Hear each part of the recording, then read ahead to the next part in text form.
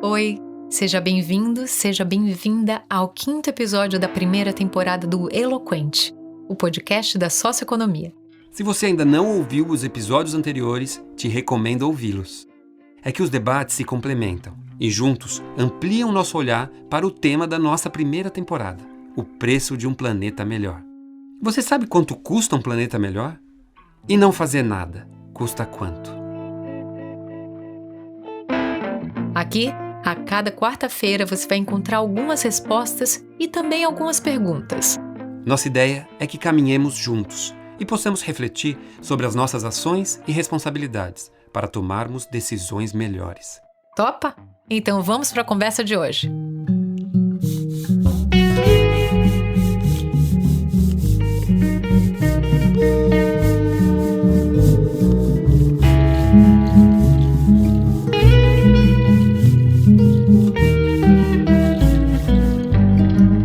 Eloquente, o podcast da Socioeconomia. A embalagem de um produto a gente já conhece, mas o que vem junto com o que está lá dentro? Quando a gente fala em consumo consciente, não dá para dizer que as pessoas não fazem nada. Muitas vezes elas não sabem o que fazer porque as informações não chegam até elas. E aí é preciso maior transparência na comunicação. Nesse episódio do Eloquente, o podcast da Socioeconomia, a gente vai entender por que essas informações tão importantes para o nosso bem-estar nem sempre estão acessíveis para todos. Eu sou o Sandro Marques e trabalho no Instituto Interelos, desenvolvendo projetos de comunicação e engajamento. Os nossos convidados de hoje são a bióloga e engenheira florestal Nurit Ben-Susan, com mestrado em ecologia e doutorado em educação, ela é pesquisadora do Instituto Socioambiental, e o CEO e fundador da Profile, uma agência especializada em narrativas de sustentabilidade, impacto positivo e ESG, que é o Rodrigo Vieira da Cunha. Queria dar as boas-vindas para vocês, pedir para vocês se apresentarem, contarem um pouco mais aí da história de vocês com esse tema de comunicação de sustentabilidade e ESG. Muito obrigada, Sandro. Obrigado pelo convite. Espero que sejamos bastante eloquentes, realmente. Sou pesquisadora do Instituto Socioambiental e eu trabalho há muito mais anos, talvez até uns 20, mais de 25 anos, com esses temas que estão ligados tanto ao acesso ao conhecimento de povos indígenas e comunidades locais para a geração de inovação a partir de biodiversidade, mas também com essas cadeias de sociobiodiversidade, que são cadeias de produtos imaginados ou tradicionalmente imaginados, mas também com muita inovação pelos povos e comunidades locais, principalmente na Amazônia, no Xingu e no Rio Negro, mas também ali junto com os quilombola no Vale do Ribeira. Prazer, Nurit. Sandro, muito obrigado pelo convite. Que honra estar com você aqui. A gente se conhece há um tempo já, né? Eu trabalhei no Banco Real, ali na área de sustentabilidade, criamos uma área de comunicação lá dentro para falar sobre essas narrativas, sobre essa conversa que a gente vai ter um pouco aqui também. Eu tenho essa experiência de 20 anos na área de sustentabilidade e comunicação, acompanhando essa transformação, né, do jeito de contar as histórias, né, termos que a gente usa, responsabilidade social, sustentabilidade, impacto positivo, agora ESG, regeneração. Então vai mudando a conversa e é legal poder ter essa perspectiva no tempo, assim, né, para entender o quanto que a gente está transformando, a velocidade que a gente está avançando, e eu sou, então, por isso, um apaixonado pelo tema comunicação e conectado com essa história de sustentabilidade, transformação dos negócios. Eu sou muito feliz com o que eu faço, eu gosto muito de participar dessas conversas. Obrigado pelo convite. Pois é, quando a gente ouve esses termos que você citou, Rodrigo, eu sempre fico na dúvida se eles estão fazendo parte do jargão corporativo ou se, de fato, eles estão sendo suficientes para se comunicar com o consumidor, para que, de fato, ele modifique aí as suas relações de consumo. No episódio 2 do Eloquente, a gente teve aí uma conversa recheada de perguntas sobre bastidores de consumo e a qualidade das relações que estão por trás de compra e consumo de serviços. E hoje eu queria caminhar um pouco mais no sentido de encontrar algumas respostas. Então, a primeira pergunta que eu faço para vocês é: por que as informações mais claras sobre produtos e serviços, sobre o impacto sociais e ambientais de produtos e serviços, não chegam tão facilmente aos consumidores? Olha, essa é uma ótima pergunta, né? Que eu acho que ela conecta com uma coisa muito maior, que é a narrativa do modelo de desenvolvimento que a gente cria, né? Que a gente criou. O mundo corporativo, nas últimas décadas, avançou muito, né? E com base em práticas que são questionáveis, estão ficando muito claras agora. Por exemplo, uso intensivo de agrotóxicos, né? E criar uma narrativa de que é importante, é necessário para poder alimentar bilhões de pessoas, mas a gente não ouve falar de agricultura orgânica, né? E a gente sabe que a agricultura pequena familiar é que, de fato, produz os alimentos no mundo. Então, leva para uma questão, e aí já dando uma filosofada aqui, que é uma pergunta assim, como que você sabe que o que você sabe é verdade? Eu não sei, né? A gente está tentando descobrir e a gente está dando nome para as coisas, para tentar trazer essa discussão, aproximar do consumidor. Eu não sei, a gente estava falando sobre sustentabilidade, desenvolvimento sustentável, etc. E aí, 2 anos atrás, apareceu 3 letrinhas aí na conversa corporativa, né? O ISD. E aí o ISD daqui a pouco virou uma corrida pelo ouro verde. O meu ISD é maior que o seu. Né, eu tenho mais práticas de ISD há 30 anos, né, Sandra? A gente brincava lá no Banco Real, eu colecionava anúncios de jornal, tinha até uma empresa que falou assim, o sol é da empresa X. Eu falei, gente, a empresa está se adonando do sol, o sol é que fornece energia para possibilitar a existência da vida. Como assim o sol é de alguém? Não tem essa conversa, né? E aí a gente está vendo que o ISD, de alguma maneira, ele pegou porque ele está falando com o mercado financeiro, né? O mercado financeiro entendeu isso, né? E as empresas já entenderam também que isso pode trazer mais reputação. Eventualmente, empresas estão captando dinheiro, né, com prêmios, né, bônus nessa captação de títulos, porque está dizendo que vai investir no desenvolvimento verde, na criação de oportunidades para reduzir desigualdades. E é legal que as pessoas estão acreditando nisso. Então, qual que é a responsabilidade que a gente tem agora, né, com esse poder nas mãos de fazer a real transformação? Vou passar a bola para a Nurit aí, senão vou ficar falando sem parar. Eu acho que o que você colocou já é bastante interessante. E ainda talvez nessa linha de filosofando um pouco, eu acho que uma das questões é que tem isso, né, que as pessoas não sabem que informações são confiáveis, que informações não são confiáveis, é uma questão, mas eu acho que tem uma outra questão de fundo, talvez que a gente pudesse dar até um passo atrás. Eu acho que que está mais do que na hora da gente construir o que eu tenho chamado de uma ética da inaceitabilidade. O que é isso? É uma ideia de que tem coisas que devem se tornar inaceitáveis. Por exemplo, uma economia que despeja todos os seus impactos em outros agentes da sociedade, por exemplo, desmata, polui os rios, contamina os solos, agrega carbono, colaborando com a mudança climática, desloca populações, destrói modos de vida, cozinha pandemias. Esse tipo de economia, que é a economia clássica, por exemplo, do agronegócio, do plantio da soja, por exemplo, da pecuária, essa economia que despeja, então, todos esses impactos em outros agentes, porque não é ela que vai tratar do desmatamento, nem da crise climática, nem dos modos de vida destruídos. Então, ela despeja isso para os outros agentes da economia, da sociedade. Essa economia precisa se tornar inaceitável. Para que a gente migre para um outro momento onde os consumidores todos entendam que não, isso aí é inaceitável, isso não dá. E aí a gente pode pensar outra forma de produção. E isso muitas vezes parece meio fantasioso, né? Mas como é que isso vai se tornar inaceitável? Isso é o feijão com arroz, né? Ou a soja e a pecuária cotidiana. Mas se a gente parar para pensar, olha, há 100 anos atrás, não, há 200 anos atrás, a escravidão era alguma coisa completamente aceitável, né? Ela se tornou inaceitável, né? Tudo bem que a gente pode dizer que há situações de escravidão no mundo hoje e tal, mas a narrativa da escravidão se tornou completamente inaceitável e ela era o feijão com arroz. Ela era assim, não dá para viver sem, imagina a produção, a economia, tudo vai, né, por água abaixo se a gente não tiver pessoas escravizadas. E isso se revelou completamente falso.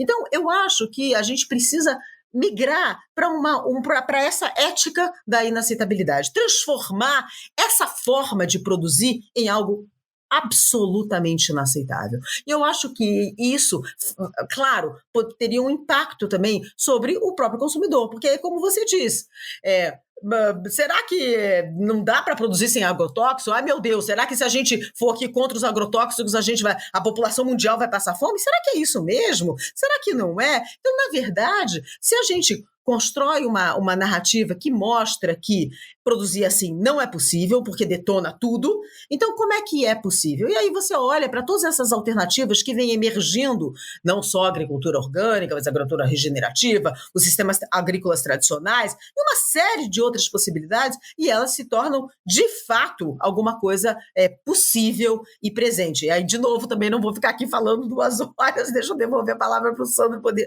perguntar. Eu não posso deixar de fazer uma provocação a esse momento, aí direcionada em primeiro lugar para o Rodrigo, mas vocês dois usaram a palavra narrativa. E eu sempre tenho uma aflição com essa palavra, porque parece que quando a gente fala de uma narrativa, a gente está falando de algo descolado da realidade. O próprio Rodrigo deu exemplo de narrativas, você também agora nos falou a narrativa da escravidão. Então, assim, e aí será que esse não é o dilema do consumidor? Ele fica refém de muita gente construindo narrativas e sem ter um lastro, um pé no chão, sem saber o que é real ou não. E acho que isso tem a ver com um dos dilemas da gente comunicar isso que a gente acredita, não é? Total. Eu acho que quando eu ouço a palavra narrativa, eu enxergo de uma maneira neutra, né? Eu acho que a narrativa é o que a gente constrói para construir uma verdade, né? E aí pode ter a dualidade, né? Construir uma verdade. Qual que é essa verdade? Ou simplesmente contar uma verdade? Nesse lugar que a gente chega num ponto interessante, assim, que é, por exemplo, como é que as empresas comunicam, né, seus produtos, que tipo de informação coloca ali, né? Por exemplo, a gente vê assim, produtos feitos com produtos naturais.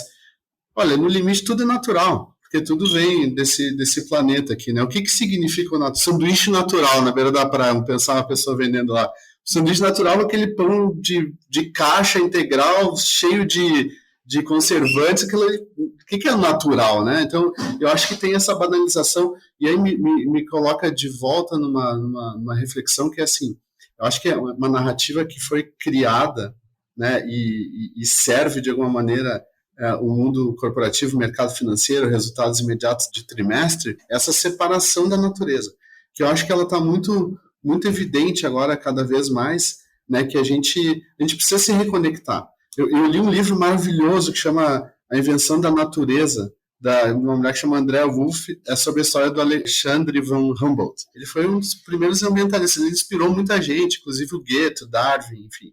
E esse cara descobriu lá atrás, em 1800, andando pelos Andes, né, e ali pela região amazônica, o impacto da monocultura nas regiões de mata ciliar ali, como que aquilo já estava afetando o regime da chuva. E escreveu, está escrito lá na obra dele. Então a gente já sabe disso desde 1800. E por que a gente não faz nada em relação a isso? Eu acho que a gente está nesse momento, nessa encruzilhada, de precisar entender isso, ao mesmo tempo que tem outras conversas acontecendo como inteligência artificial, né, algoritmos. É um momento espetacular da humanidade, mas é um momento muito perigoso também, né? Se a gente não fizer as escolhas certas agora, e as escolhas certas passam por oferecer a informação certa para o consumidor poder tomar atitude com o seu poder de compra, que é um ato político também, de direcionar a produção para algum lugar, ou dizer assim, gente, esse produto aqui que é feito de maneira local, para uma pessoa que eu conheço, etc., ele é legal. Eu vou comprar, vou valorizar essa pessoa para que tenha cada vez mais coisas dessas.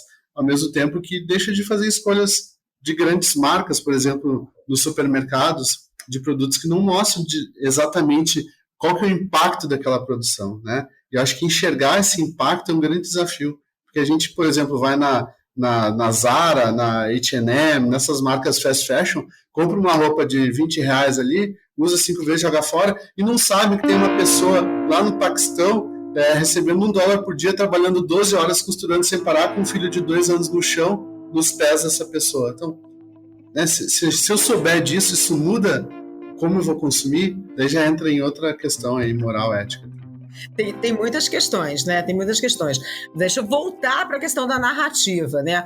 Eu acho que a gente está num momento muito, muito complicado. Eu também tendo a usar a narrativa, a palavra narrativa, o termo narrativa de uma forma neutra, mas eu sei que o que a gente tem visto hoje é que a construção de narrativas é um esporte individual. Todo mundo sai construindo narrativa, qualquer narrativa.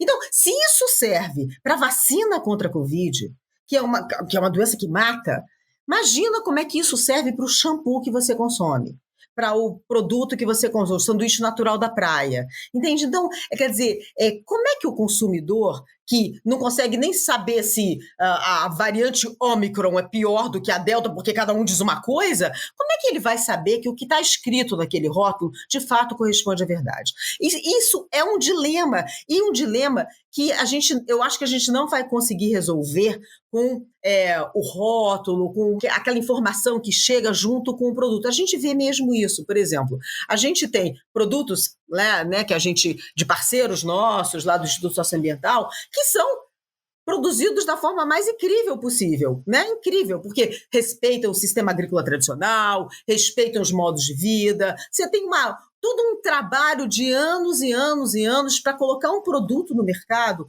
que é, de fato, um produto sustentável, um produto que não detona nada. Mas acontece que ele chega no mercado, se você colocar ele do lado de um outro produto que diz a mesma coisa, mas não tem lastro nenhum, como é que o consumidor vai saber? Ele vai olhar isso aqui, este. Se eu não sei nada sobre, sei lá, sobre os Baniwa do Rio Negro, não sei que eles são índios e que é um povo indígena, que eles produzem essa pimenta incrível, se eu não sei nada disso, como é que eu vou saber, de fato, que esse produto é diferente daquele outro que diz que é natural, que diz que é bacana? Então, eu acho que precisa de uma outra coisa. Eu volto, por isso que eu estava falando do negócio da ética, da inaceitabilidade, porque eu acho que só uma transformação mais geral vai levar a gente para um outro lugar. Porque esse do consumidor diferenciar na prateleira o que é A e o que é B, o que é um produto de fato feito com respeito aos povos indígenas, valorização da floresta em pé, e não simplesmente uma coisa escrita qualquer, é muito difícil. A gente está, de fato, nesse momento onde todo mundo tem falado muito da reconexão com a natureza e tal, mas, por outro lado, a gente ainda tem uma narrativa, um discurso que faz com que a gente imagine que o nosso jeito de viver é o único jeito de viver possível, o único jeito de viver certo.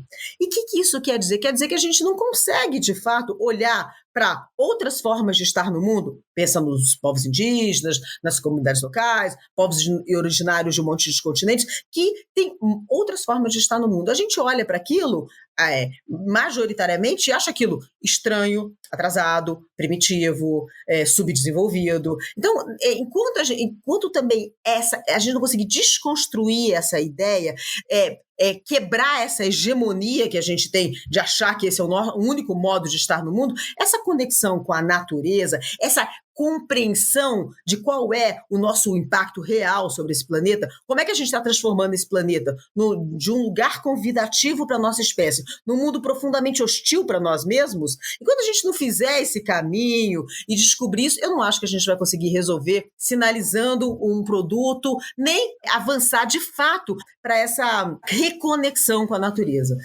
O Rodrigo falou sobre escolhas certas, né? Mas escolhas certas também são um problema, porque escolhas certas para quem? Né? O que é uma escolha certa para mim pode não ser uma escolha certa para um quilombola do Vale do Ribeira, pode não ser uma escolha certa para uma mulher negra da Maré. E, por fim, você falou, Rodrigo, e é muito interessante a história da roupa, né? A gente vai comprar uma roupa, não é capaz de entender o que está por trás dessa camiseta que você comprou numa Zara. Eu não, porque numa Zara eu não vou, mas aí numa loja dessas aí, sem entender que você tem realmente uma pessoa lá que está produzindo aquela roupa, e sem entender que essa roupa vai gerar um impacto terrível depois quando ela é descartada. Caramba, isso não pode ser aceitável. Não tem como. Eu não consigo imaginar nenhuma situação onde isso pode ser sustentável, aceitável. Os desafios são imensos, mas, de novo, como o Rodrigo falou, esse é o momento. Eu acho que é o que a gente faz agora que vai decidir para onde a gente vai, né? Eu gosto de dizer que o presente é uma máquina de fazer futuros. Rodrigo, a Nurit fez uma provocação aí sobre até onde a gente consegue educar o consumidor no ponto de consumo, né? Ali no momento de verdade na gôndola. Agora, você que ajuda várias empresas a se comunicarem dentro desse tema, o que você acha que ainda existe de espaço? O que as empresas podem fazer mais para educar o consumidor e para serem mais transparentes? Eu acho que tem também que entender o quanto que o consumidor quer saber sobre essas coisas, né? E quanto que isso é, de fato, uma responsabilidade de uma empresa. Não estou querendo eximir essa responsabilidade, mas eu acho que é uma responsabilidade compartilhada. Tem que ter regulação, o governo tem que falar sobre isso, tem que ensinar na escola. Vocês aprenderam a ler rótulo alguma vez na vida? Alguém ensinou? Gente, o que é aquele Tzinho que apareceu de uma hora para outra nos produtos? É que o produto é transgênico, mas alguém viu isso? Está falando na novela sobre isso? Não, na novela está falando sobre vingança, morte, traição, né? Então, esses assuntos, que são assuntos de utilidade pública, tem a ver com o nosso futuro comum, né? Esses assuntos é que precisam estar na conversa do dia a dia. Precisa estar no centro do gramado de futebol, uma faixa, né, falando sobre leia o rótulo. Eu estou exagerando, mas para a gente poder pensar um pouco diferente sobre isso, porque senão quem está dando as cartas, né, são as grandes empresas, né, que continuam se beneficiando de relações, né, que às vezes a gente não conhece muito bem quais são, né? Então, assim, é preciso, de alguma maneira, vai ter que ter uma espécie de revolução vinda das pessoas para fazer essa transformação. E a boa notícia, na minha opinião, é que isso já está acontecendo, né? Porque as marcas que vêm nos procurar, elas já sabem que o consumidor está tomando algumas decisões de consumo que vão impactar o negócio delas. Então, por que tem uma marca que está há 20 anos fazendo iniciativas relevantes, interessantes sobre o ponto de vista de sustentabilidade, mas não falou sobre isso nunca? Por quê? Porque o consumidor estava um pouco se importando sobre isso. Agora, essa marca já viu que é importante falar sobre isso, porque o consumidor valoriza, logo vai querer comprar mais esse produto. Eu queria aproveitar esse gancho do Rodrigo para trazer uma iniciativa. Aqui no Eloquente a gente sempre procura convidar pessoas que estão, de alguma forma, transformando o jeito de fazer negócios. Eu vou colocar para vocês ouvirem o Fernando Assad, que é cofundador da Vivenda, uma empresa que adota um modelo de reformas diferente, que tem baixíssimo custo. Olá, eu sou Fernando Assad, um dos fundadores da Vivenda, que é um negócio de impacto que nasceu para revolucionar o setor de reformas habitacionais para famílias de baixa renda. A Vivenda nasceu para fazer com que todas as famílias brasileiras possam morar em casas mais bonitas e saudáveis, né? Então, o nosso grande objetivo é tornar acessíveis as reformas habitacionais para essas famílias de menor renda. Então, o jeito que a gente comunica esse propósito e essa história toda é justamente mostrando isso. Quer dizer, nós criamos uma solução para dar acesso. É uma solução que serve sim e é perfeita para as famílias de baixa renda reformarem as casas. E essas são as famílias que têm, historicamente, uma jornada muito ruim para conseguir fazer a reforma, né? Não tem financiamento, não tem arquitetos ou engenheiros, não tem acesso à mão de obra qualificada. A gente criou um produto que endereça todos esses pontos numa jornada muito facilitada para essa família, em especial essa mulher, chefe de família, conseguir reformar. Então, o caminho que a gente comunica é esse. E as histórias que nós contamos e que consideramos importante que essas famílias saibam são justamente as histórias de superação, né, ou de acesso que outras famílias conseguiram. Quer dizer, as famílias que já contrataram a solução mão da vivenda, viram que é possível. Às vezes, por conta de toda a trajetória de dificuldade que essas famílias encontram, elas veem uma solução assim e acham que não é possível, acham que é fraude ou acham que é qualquer coisa assim. Como assim? Vai vir um arquiteto, vai fazer minha reforma, vai cuidar de tudo, não vou ter que gerenciar pedreiro, comprar material, fazer nada, ainda vou pagar isso em 30 vezes numa parcela que cabe no meu bolso, com garantia, preço fixo e etc. Parece mentira, mas não é. Foi feito justamente para solucionar o problema dessas famílias. Então, o que a gente conta é que sim, pessoas acreditaram, pessoas fizeram, pessoas contrataram e pessoas conseguiram transformar suas vidas fazendo uma reforma e vivendo num lar muito mais saudável. Então, essas são as boas histórias que a gente conta. Mostrar que é possível e que é acessível. Nurit, quando você fala de transformação e da necessidade de novos modelos, como você falou agora há pouco, isso às vezes pode ser assustador, né? Assim como foi assustador para um fazendeiro de 2 séculos atrás imaginar que ele teria que tocar o negócio sem o auxílio da mão de obra escrava que ele tinha, algumas narrativas podem assustar as pessoas. E a gente está vendo aí um modelo de negócio que entrega um serviço relevante para quem precisa e de uma maneira muito, muito positiva. Como é que você vê esse mundo aí dos negócios de impacto? Pois é, eu acho que o caso do Fernando Assad, da Vivenda, é um exemplo magnífico. Por quê? Porque ele está mostrando que é possível fazer. É possível. Quer dizer, ou seja, o que eu depreendo disso é que a narrativa de que não dá para fazer, que é impossível e tal, é uma narrativa falsa. Mas o que também a Vivenda nos mostra é a importância que ainda existe de políticas públicas que incentivem determinados negócios. Entende? Por exemplo, imagina se empresas ou negócios como a Vivenda tivessem algum tipo de incentivo, se houvesse uma política pública que dissesse, olha, é muito importante dar acesso para a população brasileira que está empobrecida e que tem uma dificuldade enorme de fazer reforma, de comprar, sei lá, de fazer várias coisas, a política pública que ajuda nessa transformação. Mas a gente vive ao contrário, né? A gente vive uma política pública que faz o serviço contrário, ela desencoraja quem quer, de fato, fazer negócios que sejam mais inclusivos. Então, mas eu acho que é uma combinação, eu acho que é um desafio imenso para as pessoas que têm negócios, que querem fazer negócios mais inclusivos, mas também a gente não pode prescindir completamente do papel do Estado, de um governo mais engajado para produzir uma sociedade inclusiva. Pessoal, a gente está chegando ao final da conversa. Eu queria pedir primeiro para o Rodrigo completar uma frase que eu sei que acompanha a vida dele faz tempo. Rodrigo, sustentabilidade não depende do tamanho do bolso. Depende do tamanho da consciência. É isso aí. Eu queria pedir para vocês uma indicação de conteúdo para ajudar a gente a seguir refletindo sobre socioeconomia.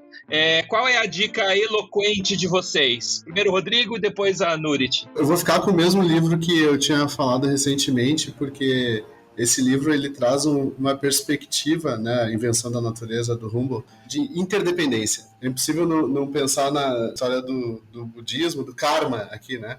O karma. Como é que a escolha que você faz agora, qual é a consequência que tem sobre o mundo, mas também sobre você. Então, a gente fazer escolhas inconscientes, não entender o tamanho dessa interdependência, é uma coisa que vai virar contra a gente, e já está virando, né? Se a gente parar e olhar, temos muito que aprender sobre consciência e interdependência. Eu até levantei ali para buscar a minha recomendação, que é esse livro aqui, que é um livro que chama A Sociedade Ingovernável.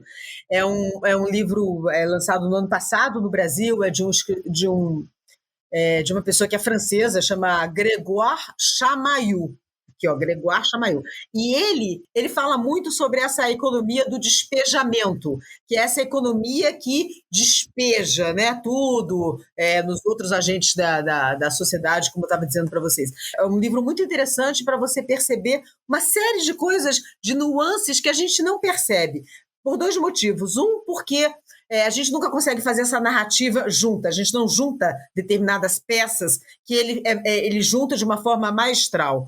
E a outra coisa é que tem coisas que a gente não sabe mesmo, ele traz muitas informações, principalmente de processos de sindicatos, de como é que a economia girou no século XX e como é que a gente chegou nesse lugar que a gente está hoje, que são muito interessantes. Então, eu acho que é um livro muito bacana. Mas já que eu estou aqui falando de livros, eu vou fazer uma autopropaganda.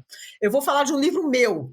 Esse livro chama Do que é feito o encontro. Ele é um livro sobre o encontro da nossa sociedade com o conhecimento de povos indígenas e comunidades locais. Eu acho que ele é um livro interessante para quem está mais interessado em pensar um pouco como é que esse encontro acaba sendo tão desastroso e tão pouco encontro e tão colisão. E é um livro escrito para qualquer pessoa, não é um livro técnico, sempre constrangimento de fazer uma autopropaganda. Não precisa ficar constrangida. Eu vou indicar o livro Humanos de Negócios, que foi escrito pelo Rodrigo e que traz vários exemplos de gente que está tentando fazer a diferença. Gente, como o Rodrigo disse, que olha para essa ótica do que precisa ser transformado, não pela ótica do quanto isso vai me custar ou qual é o tamanho disso no meu bolso, mas pela ótica de qual é o tamanho da consciência e como é que eu posso provocar uma transformação positiva no mundo.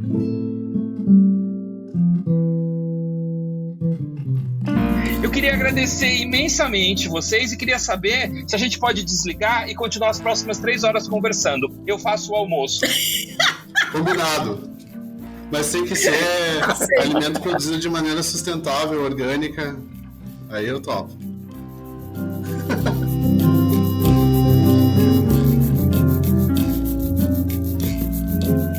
Chegamos ao fim deste episódio do Eloquente. Muito obrigado a você, ouvinte, que nos acompanhou até aqui. Siga o podcast Eloquente no seu aplicativo e ouça também os nossos outros episódios. Até mais!